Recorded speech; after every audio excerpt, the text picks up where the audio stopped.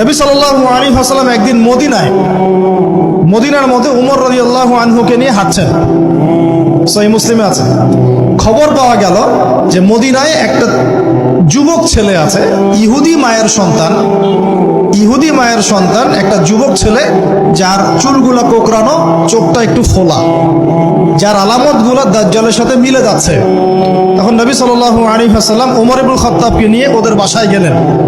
দেখলেন খেজুর বাগানে সে বসে আছে। মনোযোগ দিন। এবার নবীজি গিয়ে বললেন যে তুমি কি দেখো? সেই ছেলেটা বলছে আমি আরশ দেখি। আরশ বোঝেন? সিংহাসন। কোথায় তোমার আরশ? সেই ছেলে বলছে পানির উপরে। কোথায়?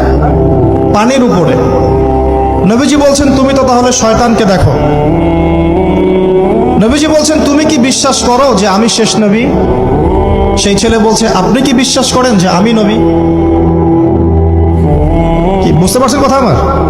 নবীজি বলছেন তুমি কি বিশ্বাস করো যে আমি শেষ নবী? সেই ছেলে বলছে আপনি কি বিশ্বাস করেন যে আমি নবী?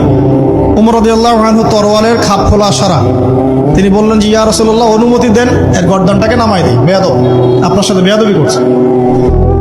তখন নবী সাল্লাল্লাহু আলাইহি ওয়াসাল্লাম বললেন দাআহু ইয়া উমর, তাকে ছেড়ে দাও।